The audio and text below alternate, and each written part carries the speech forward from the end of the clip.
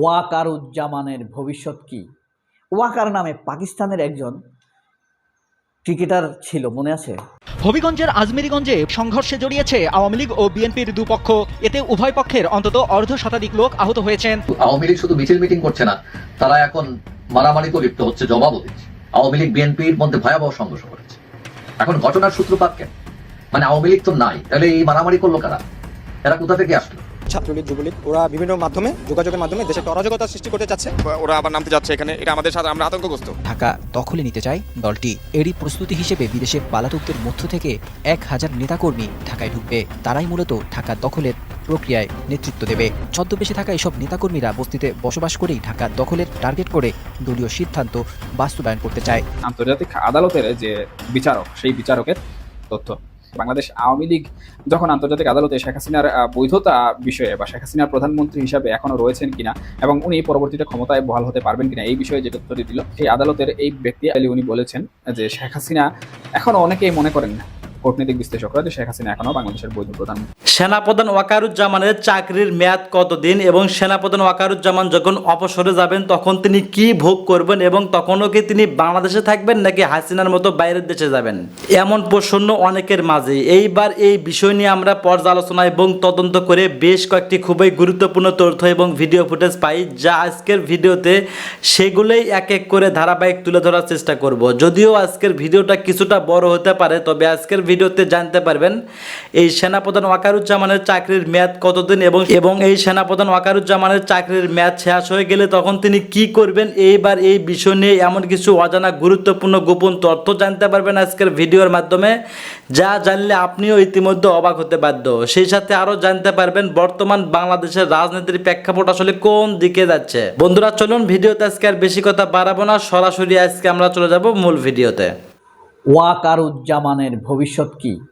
ওয়াকার নামে পাকিস্তানের একজন ক্রিকেটার ছিল, মনে আছে? ফাস্ট বলার, ইয়র্কার করতেন, ইয়র্কারের জনক বলা যায় তাকে। হ্যাঁ, ইয়র্কারের সুলতান। ব্যাট ভেঙে ফেলতেন, স্টাম্প ভেঙে ফেলতেন। আপনারা কি চেনেন তাকে? ওয়াকার ইউনুস তার নাম। তাকে দেখতে অনেকটা ফিলারের মতো লাগতো, যমুনা নদীর যমুনা ব্রিজের ফিলারের মতো বা পদ্মা সেতুর ফিলারের মতো হেভি লাগতো। সে যখন বল করতো গ্যালারিকে হাউহুয়া করে উঠতো। যাই হোক, আমরা আমাদের দেশের ওয়াকারের কথা বলি। ওয়াকারের ভবিষ্যৎ কি?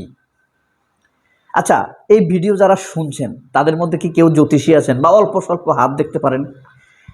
হ্যাঁ, আমি আগে সামান্য পারতাম।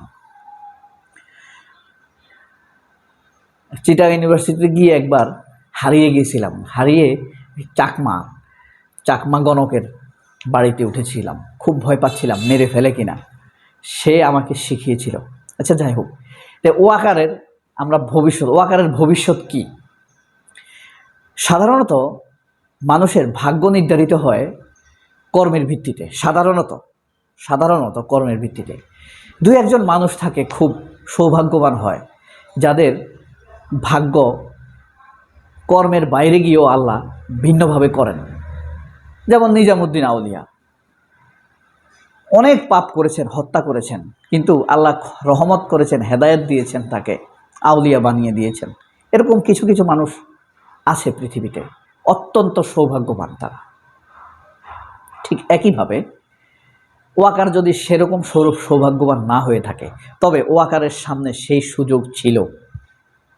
এখন কথা হলো, ওয়াকারের ভবিষ্যৎ নিতে যখন শেখ হাসিনা, ওয়াকারকে নিয়োগ দেওয়া হয়েছে 1 বছর হয়েছে প্রায়। সাধারণত সেনাবাহিনী নিয়োগ দেয় মার্চ থেকে জুনের মধ্যে, ম্যাক্সিমাম ক্ষেত্রে, যদি দৈবিক দুর্ঘটনা না ঘটে। যদি এই সময়ের মধ্যে হয়ে থাকে তাহলে এখন মার্চ এপ্রিল চলছে, তাহলে 1 বছর হয়ে গিয়েছে। তার দুর্ভাগ্য হলো তাকে নিয়োগ দেওয়ার পরেই শেখ হাসিনা পালিয়ে যাবার উপক্রম হয় এবং পালিয়ে যায়। এবং শেখ হাসিনা পালিয়ে যাওয়ার পর তার সামনে নিজামুদ্দিন আউলিয়ার মতো প্রভূত সম্ভাবনা এসেছিল, অনেক সম্ভাবনা এসেছিল। এবং অনেক মানুষ তাকে ভালো ভেবেছিল। সে নামাজি, সে হাদিস কোরআন পড়ে, কোরআনের আয়াত পড়ে, সে আতেল টাইপের, একটু গান গায়, বক্তৃতা দিতেও সে। সব শুনে মানুষ এত খুশি হয়েছিল, বাংলাদেশের সেনাবাহিনীতে কি একটা ওমর আছে? দেখেন তার সামনে কি সুযোগ এসেছিল। মানুষ প্রশ্নাতীতভাবে তাকে পছন্দ করতে শুরু করে দিয়েছে। তখনও তো 8ই আগস্টের আগে তো আর ডক্টর ইউনূস আসেন নাই, কিন্তু মানুষ তাকে তার চাইতে বেশি সম্মান দিতে শুরু করেছিল।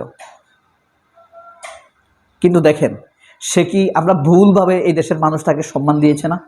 আমি বিশ্বাস করি নাই তাকে, তার কর্মকাণ্ডকে, কারণ সে সবই করেছে দেখানোর জন্য, অথবা অক্ষমতা থেকে, না পারা থেকে। তার প্রস্তুতি ছিল ছাত্রদের উপরে গুলি করা, কিন্তু যখন জুনিয়র অফিসাররা দ্বিমত প্রকাশ করেছেন, নাম্বার 1, নাম্বার 2, যখন জাতিসংঘ থেকে তাকে ফোন করা হয়েছে, ভলকার তুর্ক কিন্তু একথা বলেছেন, নাম্বার 3, যখন জাতিসংঘের মিশন বন্ধ হয়ে যাবে, সেনাবাহিনীর ইনকাম বন্ধ হয়ে যাবে, লক্ষ লক্ষ সৈনিকের ইনকাম যখন বন্ধ হয়ে যাবে, তখন তো তাকে সাইজ করে দিবে, থাপড়াবে না, তার পরিবারকে পিটাবে না, তার মা বাপ, ভাই বোন, আত্মীয় স্বজন, মামাতো ভাই, খালাতো ভাই কোথায় আছে তাদেরকে মাইর দিবে না ধরে সেনা সদস্যরা, ইনকাম বন্ধ হয়ে গেলে। সেই কারণে সবাই তাকে ভালোবাসতে শুরু করেছিল। সে যখন স্বার্থের কারণে, বিভিন্ন কারণে যখন গুলি চালানো থেকে বিরত ছিল। তবে আমাদেরকে আরও বেশি বিভ্রান্ত ছড়িয়েছে বিএনপির মধ্যে একটা শয়তান আছে, জিয়া হাসান, বুদ্ধিজীবী দাবি করেন নিজেকে, জিয়া হাসান।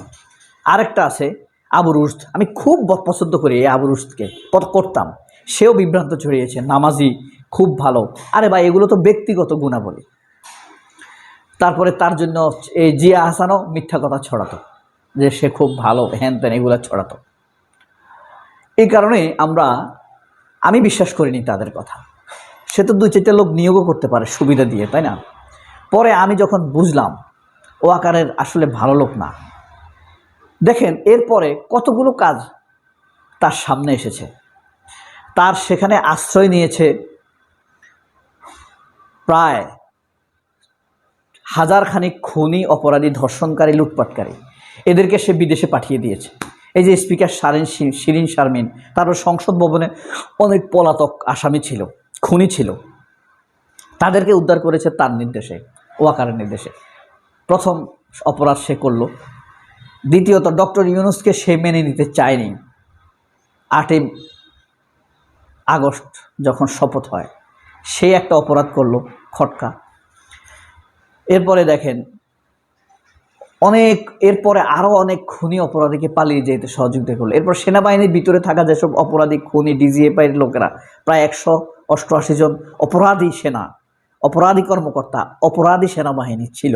সব সেনাবাহিনী অপরাধী না, তাদেরকে রক্ষাকর্তা হিসেবে সে দাঁড়িয়ে গেল, আওয়ামী লীগের শেখ হাসিনার মতো। এরপরে শেখ হাসিনাকে সে মাননীয় বলে, সবসময় সম্মান করে বলে, কিন্তু ডক্টর ইউনূসকে মাননীয় বলে না, বলে ডক্টর ইউনূস। এটা কত বড় ধৃষ্টতা, আইন লঙ্ঘন, বুঝতে পেরেছেন? এরপরে দেখেন এখনও তিনি আওয়ামী লীগকে ফিরিয়ে আনার জন্য কাজ করছেন। ছাত্রদের ভাবমূর্তি নষ্ট করার জন্য 1 নাম্বার কাজ করছে এই ওয়াকার। ছাত্রদের নামে দুর্নীতির অভিযোগ উঠানো, ছাত্রদের নামে প্রেমের অভিযোগ উঠানো, ছাত্রদের নামে ক্ষমতা দেখানোর অভিযোগ উঠানো, এইসব করে যাচ্ছে এই ওয়াকার একা। তাহলে দেখেন কি হবে, তার সামনে মেয়াদ আছে আর অল্প কয়েকদিন। এই কারণে সে অস্থির হয়ে গেছে। ভারতের প্রতিদান দিতে পারেনি, শেখ হাসিনার প্রতিদান সে দিতে পারেনি। এখন তার টার্গেট আরেকবার মেয়াদ বাড়ানো। ডক্টর ইউনূস কি তার আরেকবার মেয়াদ বাড়াবে? আমি যদি প্রধান উপদেষ্টা হতাম, আমি কখনোই আরেকবার মেয়াদ বাড়াতাম না, কখনোই না। ইউনূসের মতো, এই ওয়াকারুজ্জামানের মতো অনৈতিক একজন অপরাধী সেনাপ্রধানের কখনোই আমি মেয়াদ বাড়াতাম না। আমি যদি প্রধান উপদেষ্টা হতাম বা প্রতিরক্ষা মন্ত্রী হতাম বা প্রতিরক্ষা উপদেষ্টা হতাম, আমি সুপারিশ করতাম না তার নামে। সে জাতির সাথে বেইমানি করেছে। বাংলাদেশের সবচাইতে খারাপ যে কয়েকজন সেনাপ্রধান আছে, তাদের মধ্যে শীর্ষে থাকবে ওয়াকার, অথচ তার সুযোগ ছিল তাদের মধ্যে সেরা হবার। ওয়াকারুজ্জামানের সুযোগ ছিল এই সেনাপ্রধান, খারাপ ভালো সেনাপ্রধানের সেরাদের সেরা হওয়ার সুযোগ ছিল। ওই শিবিরের সেক্রেটারি মহিউদ্দিন মহির মতো সেরাদের সেরা হওয়ার সুযোগ ছিল 5ই মার্চের বা আগস্টের সময়, হাসিনা পলায়নের সময়। কিন্তু সে এখন, তার নাম থাকবে খারাপদের খাতাব। আজিজ খারাপ নির্বাচন করেছে, কিন্তু এত অপরাধ করেছে অপরাধীদেরকে। তারপরেই থাকবে আজিজ, তারপরেই থাকবে মইনিউ, তারপরেই থাকবে শফিউল। তারপরে ইকবাল করিম, ভুঁইয়া টুইয়া, এরা খারাপ সোনা প্রদান নিয়ে একটা পর্ব আপনাদের সামনে আলোচনার মতো করে করার ইচ্ছা আছে আমার, সুযোগ থাকলে করব। বলুন তো এবার ওয়াকারের ভবিষ্যৎ কি হবে বলতে পারেন? ওয়াকারকে অবশ্যই মামলার মুখোমুখি হতে হবে, এদেশের সাংবিধানিক মামলার মুখোমুখি হতে হবে। সবাই অনেক ভালো থাকবেন। আল্লাহ হাফেজ। আসসালামু আলাইকুম। জামাত ইসলামী এবং তারেক জিয়ার বিরুদ্ধে রুহুল কবির রিজভী সেম অভিযোগ করেছে। অবাক হচ্ছেন? এটাই সত্য। মানে ঘটনা হচ্ছে, জামাতের বিরুদ্ধে বলতে গিয়ে এখন তারেক রহমানের বিরুদ্ধে বলতে হয়েছে, এটাই বাস্তবতা। জামাতকে গালি দিলে আপনাকে অলরেডি তো জিয়াউর রহমান, খালেদা জিয়াকে তো লাথি দেওয়া হয়েছে বিএনপির পক্ষ থেকে, এখন তারেক রহমানকেও গালি দিতে হবে। তো এই জিনিসটা কিসের প্রমাণ? Very significant. দর্শক, রুহুল কবির রিজভী বলছেন যে জামাত ইসলামী ৭১ অপরাধের পাপমোচন করতে বা অপরাধকে ঢাকতে, এটা শুধু জামাত না, ওই যুব দলের নেতাদের মাধ্যমে বলাচ্ছে। রুহুল কবির রিজভী বলেছেন যে ৭১ অপরাধের পাপমোচন করতেই ২৪কে ৭১-এর সাথে তুলনা করছে। ২৪কে দ্বিতীয় স্বাধীনতা বলছে জামাত। কেন? তারা ৭১কে ঢাকতে চায়। এটা হচ্ছে রুহুল কবির রিজভীর বক্তব্য। এখন হ্যাঁ, জামাত এটাকে দ্বিতীয় স্বাধীনতা বলেছে, বলবে। শুধু জামাত না, এনসিপি বলেছে, সবাই বলেছে, বলবে। কিন্তু এই ৭ অগাস্ট হাসিনা পালানোর ২ দিন পর তারেক রহমান নিজে বলেছেন এটা স্বাধীনতা যুদ্ধ এবং এটা দ্বিতীয় স্বাধীনতা। তারেক রহমান স্পষ্ট বলেছেন, আমি যত মানুষের সাথে কথা বলেছি সবাই বলেছে এটা দ্বিতীয় স্বাধীনতা, অতএব এটা দ্বিতীয় স্বাধীনতা, আমরা স্বাধীন হয়েছি। তারেক রহমান নিজে বলেছেন। তাহলে জামাত দ্বিতীয় স্বাধীনতা বলে, জামাতকে রুহুল কবির রিজভী গালি দিলেন, তাহলে এই গালিটা তারেক রহমানের বিরুদ্ধেও দেওয়া হলো। তারেক রহমান সেই বক্তব্য কি ডিলিট করতে পারবেন? এটা তো আমাদেরকে সেভ করা আছে, যে দ্বিতীয় স্বাধীনতা হিসেবে আখ্যায়িত করেছে। অতএব জামাতের বিরুদ্ধে বলতে গিয়ে তারেক রহমানের বিরুদ্ধে বলা হয়ে গেল। এখন এই বিষয়টা কিসের ইঙ্গিত দেয় এটা একটু দেখেন। এটা হচ্ছে একটা পলিটিক্যাল রিয়ালিটি। দেখেন, মুক্তিযুদ্ধ ব্যবসা এটা আওয়ামী লীগ করতে পারবে, এটা আওয়ামী লীগের মানায়। আর বিএনপি মুক্তিযুদ্ধ ব্যবসা করবে, এটা হাস্যকর এবং অসম্ভব। এটা কাঁঠালের আমসত্তার মতো, এটা সম্ভব না ভাই। আমরা গাছের ঢেকি, একদমই সম্ভব না। কেন সম্ভব নয়? বিএনপির প্রতিষ্ঠাই হচ্ছে মুক্তিযুদ্ধের ৮ বছর পরে। বিএনপি যদি ৭১ সালে থাকতো, বিএনপি প্রতিষ্ঠিত হয়েছে মুক্তিযুদ্ধের ৮ বছর পরে। আবার বিএনপি প্রতিষ্ঠার সময় একটা বড় অংশ ছিল এই দলের রাজাকার, এবং বুঝে শুনে জিয়াউর রহমান রাজাকার, এবং জিয়াউর রহমান নিজেই পাকিস্তানের চর ছিল বলে অভিযোগ আছে। এবং এই অভিযোগ কাদের আছে? মুক্তিযোদ্ধাদের এই অভিযোগ, মুক্তিযোদ্ধার নেতৃত্ব দানকারী দলের অভিযোগ, জিয়াউর রহমান ছিল মূলত রাজাকার এবং পাকিস্তানের চর, এবং তিনি স্বাধীনতার ঘোষক নন। এটা মুক্তিযুদ্ধের নেতৃত্ব দানকারী দলের স্ট্যান্স। আদালত রায় দিয়েছে যে জিয়াউর রহমান স্বাধীনতার মুক্তিযুদ্ধের ঘোষক নন। সেই আদালতেই তো বিএনপির পূর্ণ আস্থা বা বিশ্বাস, সেই সংবিধানেই পূর্ণ আস্থা বা বিশ্বাস, সেই মুক্তিযুদ্ধই তো ব্যবসা করতে চায়। এখন যে সময় বিএনপির জন্মই হয়নি,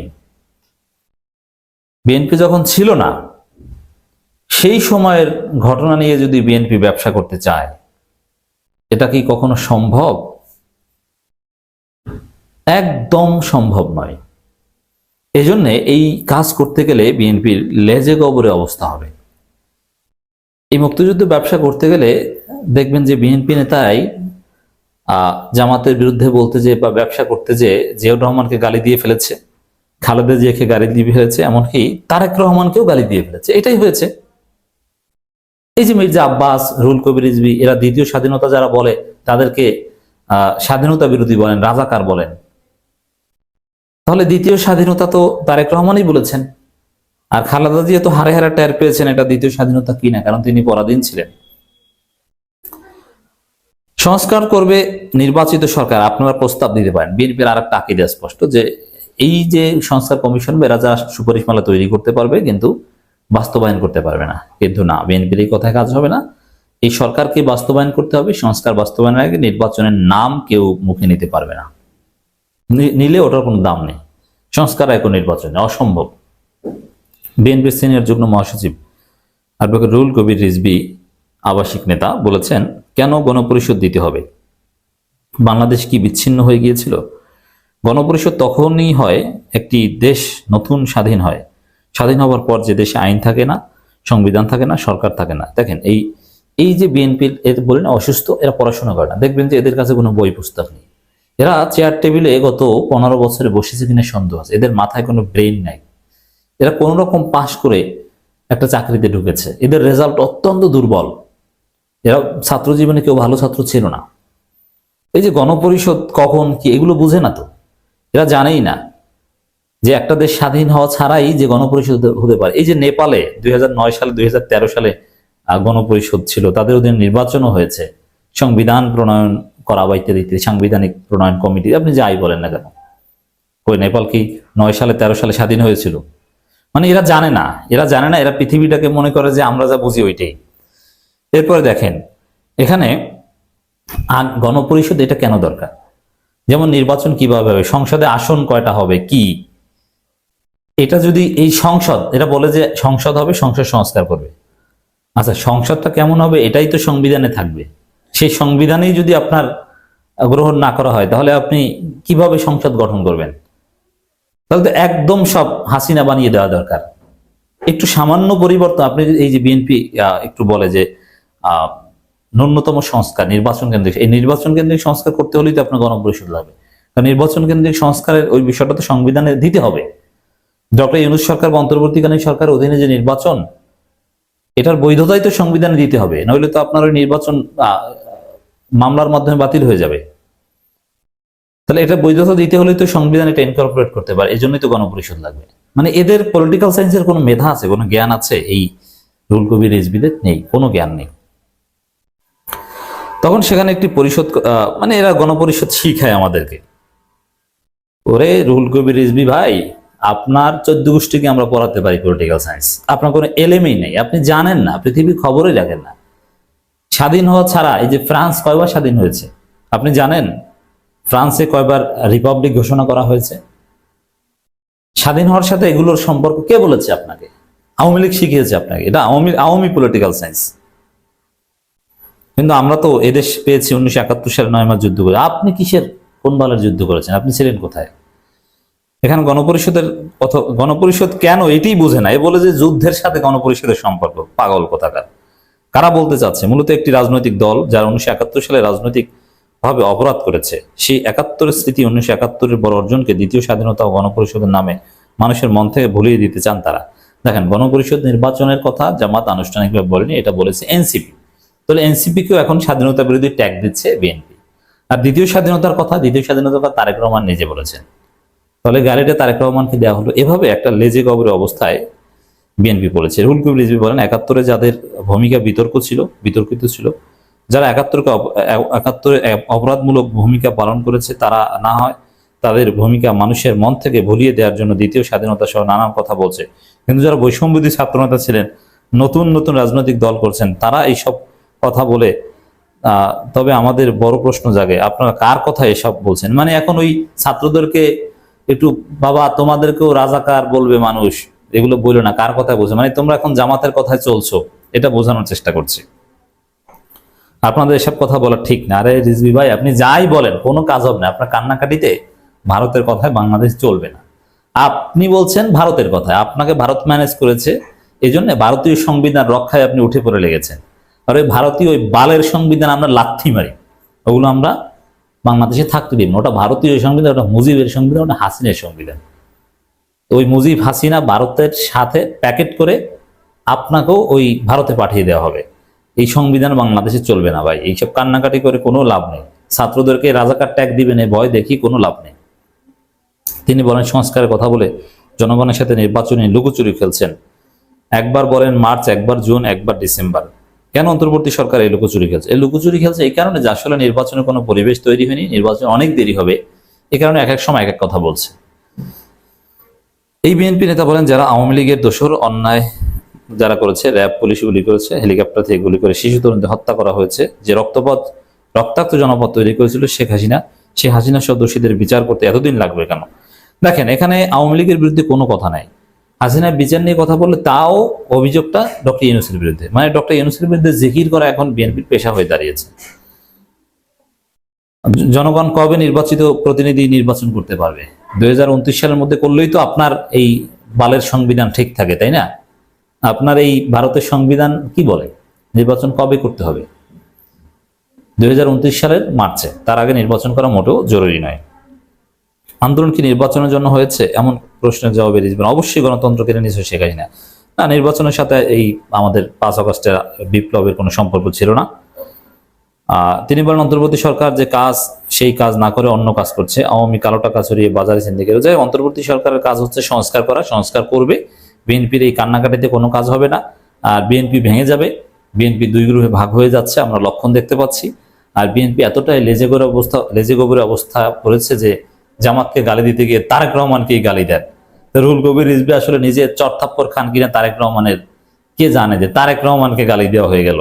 একটা কঠিন পরিস্থিতি রুহুল কবির রিজভী, আর মাথা ঠিকমতো কাজ করছে না, পলিটিক্যাল সায়েন্স বুঝে না, গণপরিষদের সাথে স্বাধীন ভূখণ্ড রিলেট করে এরা শিখছে এই বাল। আসসালামু আলাইকুম রহমতুল্লাহি ওবরকাতুহু।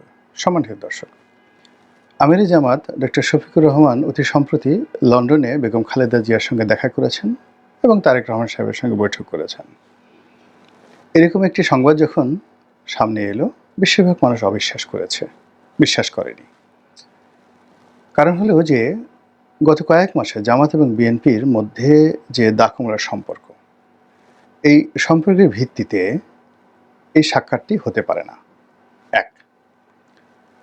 2 নম্বর হলো যে জামাত এবং বিএনপির মধ্যে সেই যে 2016-17 সন থেকে যে টানাপোড়েন, এখানে এক পক্ষ চেয়েছে জামাতের সঙ্গে বিএনপির সৌহার্দ্যতা থাকুক, আর ভারতপন্থী যে সকল বিএনপি নেতা রয়েছেন তারা সবসময় চেয়েছে যে জামাত যতক্ষণ পর্যন্ত বিএনপির সঙ্গে আছে ততক্ষণ পর্যন্ত ভারত বিএনপিকে ছাড় দেবে না। এবং অতীতে যে কয়বারই বিএনপি ক্ষমতায় এসেছে সবসময় ভারতের একটা গ্রিন সিগন্যাল ছিল, কিন্তু বিএনপি সেই গ্রিন সিগন্যালটি ধরে রাখতে পারেনি। আবার আওয়ামী লীগ যে কয়বারই ক্ষমতায় এসেছে বা ক্ষমতায় চলে গেছে এই গ্রিন সিগন্যাল রেড সিগন্যালের কারণে। তো এটা বিএনপি খুব ভালো করে বুঝে, কিন্তু কেন জানি সবাই বলছিলেন যে বেগম জিয়া যেমন জামাতের প্রতি দুর্বলতা রয়েছে, তার চেয়ে জনাব তারেক রহমান সাহেবের দুর্বলতা অনেক অনেক বেশি। ফলে এই দলের মধ্যে যারা ভারতপন্থী রয়েছেন তাদের শত আপত্তি থাকা সত্ত্বেও 2018 সন পর্যন্ত জামাত এবং বিএনপির মধ্যে বন্ধুত্ব সুদৃঢ় ছিল এবং তারা একসঙ্গে ইলেকশন করেছে।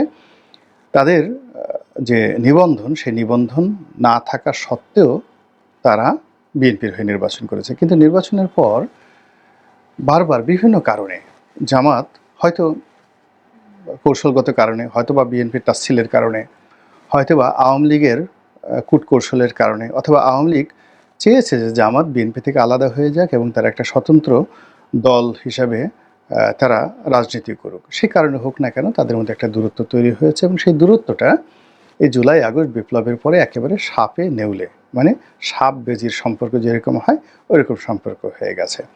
তো সেই অবস্থাতে জামাতের আমির তিনি হঠাৎ করে বেগম জিয়ার সঙ্গে দেখা করবেন, তারেক রহমান সাহেবের সঙ্গে দেখা করবেন, এটি একটি অবিশ্বাস্য ঘটনা।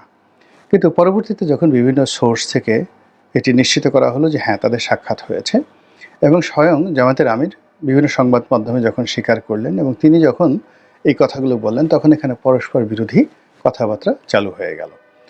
যারা জামাতপন্থী লোক তারা অনেকে বলার চেষ্টা করছেন যে বেগম জিয়া খুব অসুস্থ ছিলেন, তাকে দেখতে যাওয়াটা একটা মানবিক দায়িত্বের মধ্যে ছিল। এর কারণ হলো দীর্ঘদিন জামাতের সঙ্গে বিএনপির সম্পর্ক ছিল, আর বেগম জিয়া বয়োবৃদ্ধা, তিনি জামাতকে খুবই পছন্দ করেন এবং জামাত তার প্রতি কৃতজ্ঞ। তার এই অসুস্থতার সময় জামাতের আমির তার সঙ্গে মানবিক কারণে দেখা করতে গিয়েছেন। এটা হলো একেবারে সাদামাটা পজিটিভ প্রচারণা। 2 নম্বরে যারা বলার চেষ্টা করছেন তারা হলো যে বেগম জিয়া তাকে দেখে আবেগ আপ্লুত হয়েছেন, তিনি কান্নাকাটি করেছেন এবং কেন জামাত বিএনপিকে ছেড়ে গেল। এই সময় জামাতের অবর্তমানে বিএনপি অনেকটা কুলহারা রমণীর মতো হয়ে গেছে, বা মানে মাঝিহীন নৌকার মতো হয়ে গেছে। ফলে জামাতের যে শক্ত এবং বলিষ্ঠ নেতৃত্ব এবং জামাতের যে অলিত্ব, এটা ছাড়া বিএনপিকে রক্ষা করা সম্ভব নয়। জনাব তারেক রহমান সাহেব যদি জামাতের আমিরের সাহায্য না পান, তাহলে তিনি কি করে দেশ চালাবেন? এইভাবে বেগম জিয়া আকুতি জানিয়েছেন যেন আবার জামাতের সঙ্গে বিএনপির একটা বন্ধুত্ব হয়। এভাবে জামাতপন্থী যারা লোকজন রয়েছেন নেগেটিভ অর্থে জামাতকে বড় করার জন্য এবং বিএনপিকে ছোট করার জন্য সোশ্যাল মিডিয়াতে এই কথাগুলো বলে যাচ্ছেন একের পর এক। আর বিএনপির যারা লোকজন সোশ্যাল মিডিয়াতে তাদের বক্তব্যটা হলো যে শেষ পর্যন্ত তো সেই নাকে খত দিলি মধ্যখানে পানি ঘোলা করে, বা সেই জল খেলি পানি ঘোলা করে। তো বিএনপি ছাড়া কি জামাতের কোনো অস্তিত্ব আছে? এত বড় বড় কথা বলার পরে আবার সেই তারেক রহমান সাহেবের, তারা বেগম জিয়াকে বলছে না, তারা বলছে তারেক রহমান সাহেব। তারেক রহমান সাহেবের কদমবুচি করার জন্য জামাতের আমিরকে সেই লন্ডন পর্যন্ত যেতে হয়েছে, এবং তারা বলার চেষ্টা করেছেন যে তিনি সেখানে গিয়ে হয়তো দিনের পর দিন বসে আছেন একটা অ্যাপয়েন্টমেন্টের জন্য। তারেক রহমান সাহেব অ্যাপয়েন্টমেন্ট দিতে চান নাই, তাকে বিভিন্ন অ্যাঙ্গেল থেকে হাতে পায়ে ধরে রিকোয়েস্ট করে তিনি সেই অ্যাপয়েন্টমেন্ট দিয়েছেন। এবং অনেকে ঠাট্টা করে বলার চেষ্টা করছেন যে এই যে এখন তারেক রহমান সাহেব যে বিড়াল নিয়ে ছবি তুলেছেন, বিড়াল নিয়ে ছবি তুলছেন, বিড়াল কোলে নিয়ে ছবি তুলেছেন, বিড়ালকে পাশে বসিয়ে তিনি ছবি তুলেছেন। সবাই বলার চেষ্টা করেছেন যে যখন তিনি সেই জামাতের আমিরের সঙ্গে বৈঠকে ছিলেন তখন সেই বিড়ালটা কোথায় ছিল। তিনি শুধু সেই বিড়ালটা পাশে রেখে জামাতের আমিরের সাথে কথা বলে থাকেন, নিঃসন্দেহে এটা তার জন্য একটা বিরাট অপমাননাকর এবং তাচ্ছিল্যের বিষয়। এবং এই ঘটনা কিন্তু ঘটে, অনেক সময় ঘটে। যেমন দেখা গেল জেআরডি টাটা, এই যে টাটা গ্রুপের এখন যে রতন টাটার বাবা। তো জেআরডি টাটা 60-এর দশকে সমস্ত ভারতবর্ষের সর্বজন শ্রদ্ধেয় একজন ব্যবসায়ী ছিলেন, ব্যবসায়ী নেতা ছিলেন, এবং সারা ভারতবর্ষ তাকে খুব সম্মান করত। এবং জামশেদজি টাটার চাইতেও জেআরডি টাটার সম্মান অনেক বেশি ছিল, যিনি টাটা গ্রুপ প্রতিষ্ঠা করেছেন। তো ইন্দিরা গান্ধী একবার তাকে দাওয়াত করে নিলেন। সেটা আমি সেই সাক্ষাৎকারটা, জেআরডি টাটার সাক্ষাৎকারটা আমি দেখেছি সিমি গারওয়ালের সাক্ষাৎকারে। তো টাটা যেটা বললেন যে আমাকে দাওয়াত করে নেওয়া হলো এবং আমার কাছে কিছু বিষয় ব্যবসা বাণিজ্য সম্পর্কে যে বিষয়গুলো জিজ্ঞাসা করা হলো, তো সেই বিষয়গুলো আমি বললাম, একেবারে সত্য কথা। এবং সম্ভবত তার পছন্দ হলো না, আমার কথাগুলো পছন্দ হলো না, ফলে তিনি আর আমার প্রতি অ্যাটেন্টিভ রইলেন না। আমি কথা বলতেছিলাম, তো এই সময় তিনি অন্যদিকে তাকিয়ে তার টেবিলে যে বিভিন্ন খাম ছিল সেই খামগুলোকে তিনি খুলছিলেন, দেখার চেষ্টা করছিলেন, মাঝে মাঝে উদাস দৃষ্টিতে জানালার দিকে তাকাচ্ছিলেন, এলোমেলো আচরণ। তো টাটা বললেন যে আমি বুঝে গেলাম যে what is the body language, আমার আর কথা বলা উচিত না, আর দ্বিতীয়ত ভবিষ্যতে এখানে আমার আর আসা উচিত নয়। তো এই যে জেআরডি টাটার এই আত্মমর্যাদাবোধ ছিল, কিন্তু আমাদের দেশের রাজনীতিবিদদের এই আত্মমর্যাদাবোধ নেই। আমরা ক্ষমতার জন্য সব কিছু করতে পারি, পা ধরতে পারি, তারপর শেষে কাউকে সুসু করে দিতে পারি। সুসু তো বুঝেন আপনারা কী জিনিসটা হয়, কোনটাকে সুসু বলে।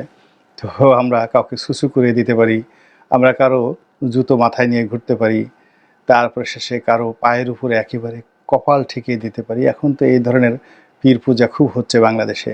তারপরে জুতোর তলা যদি লেহন করতে হয়, মানে চাটতে হয়, সেটা আমরা করতে পারি ক্ষমতার জন্য। কিন্তু মাথা উঁচু করে সিংহ বিক্রমে জেআরডি টাটার মতো ওইভাবে দাঁড়িয়ে থাকার হিম্মত আমাদের দেশের পলিটিক্সে নেই।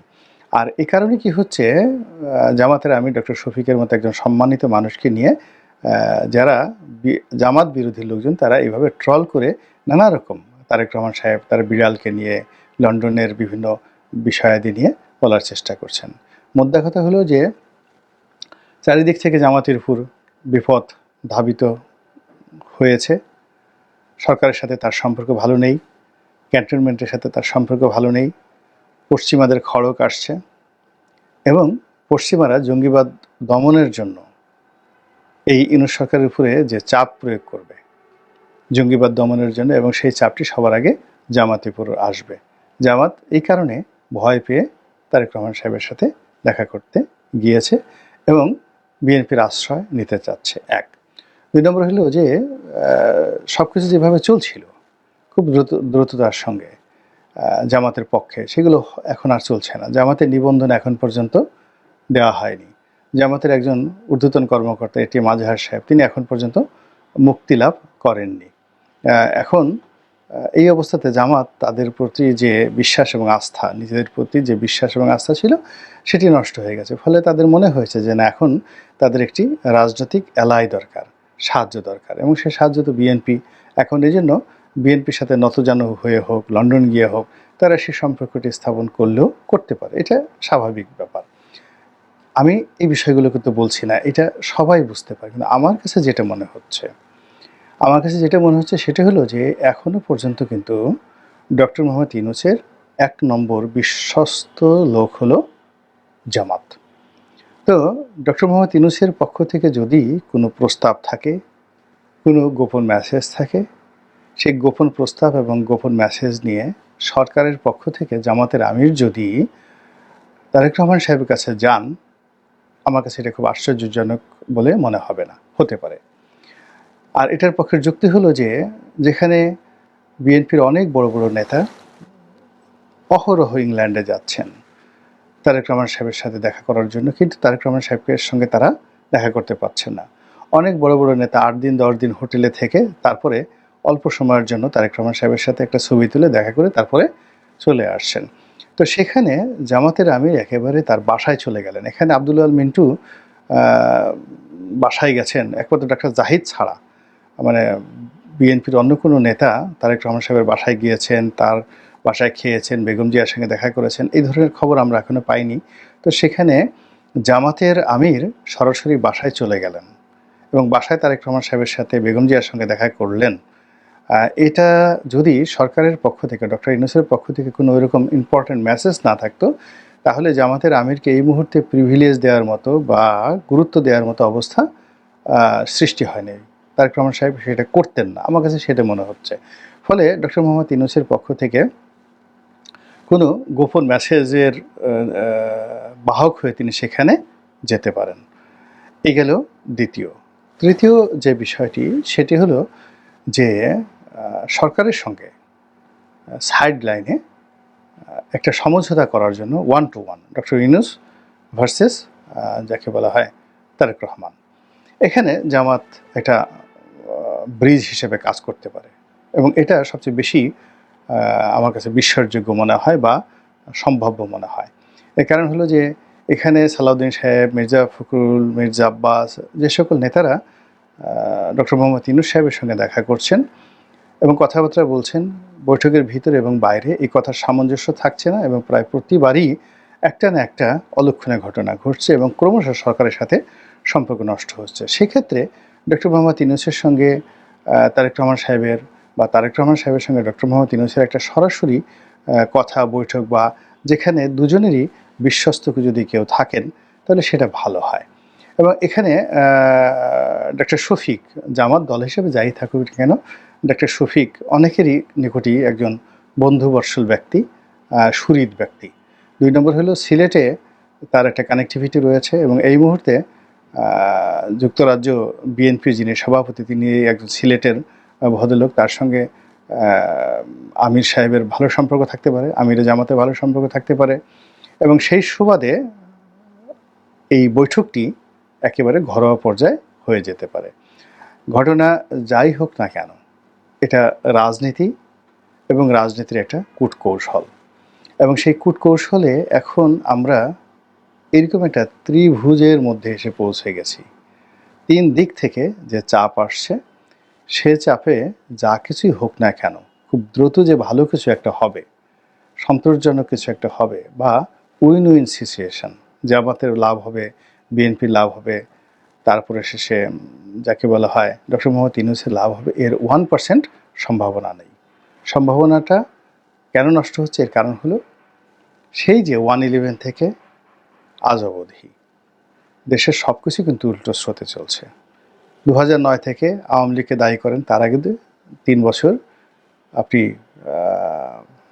1/11 সরকারকে দায়ী করেন, তার আগে সেই 2001 থেকে 2006 ওই সময় হাওয়া ভবন সংশ্লিষ্ট যে সমস্ত লোকজন ছিল তাদেরকে দায়ী করেন। ক্রমশ যে ক্ষতগুলো তৈরি হয়েছে সেই ক্ষতগুলো মানবিকতায়, চিন্তা চেতনায়, চরিত্রে, আচার আচরণে, ব্যক্তিত্বে, সততায়, ন্যায়নিষ্ঠতায়, অমানবিকতায়, অশিষ্টাচারে আমরা যে বড় বড় গর্তগুলো তৈরি করেছি, এই গর্তগুলো ভরাট না হওয়া পর্যন্ত এই জমিনে শান্তির বাতাস বইবে না।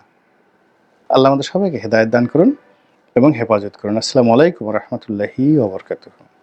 ধন্যবাদ প্রিয় দর্শকবৃন্দ, আমাদের ফুল ভিডিওটি দেখার জন্য আপনাকে জানাই অসংখ্য অসংখ্য ধন্যবাদ। তো বন্ধুরা, এতক্ষণ আপনারা যারা ভিডিও ফুটেজের মাধ্যমে দেখতে পেয়েছেন সেনাপ্রধান ওয়াকারুজ্জামানের চাকরির মেয়াদ কতদিন এবং তিনি অবসর টাইমে তিনি কি করবেন এবং কি ভোগ করবেন, এমন একটি নিউজ ইতিমধ্যে আপনারা সোশ্যাল মিডিয়া সহ আপনার ভিডিওর মাধ্যমে দেখতে পেয়েছেন। এই বিষয় নিয়ে আপনাদের কি মন্তব্য অবশ্যই কমেন্ট বক্সে কমেন্ট করতে ভুলবেন না। আর হ্যাঁ, এমন নিত্য নতুন আপডেট খবর সবার আগে পেতে চাইলে এখনই আমাদের এই পিচ্চি সাকিব ইউটিউব চ্যানেলটি সাবস্ক্রাইব করুন। ধন্যবাদ।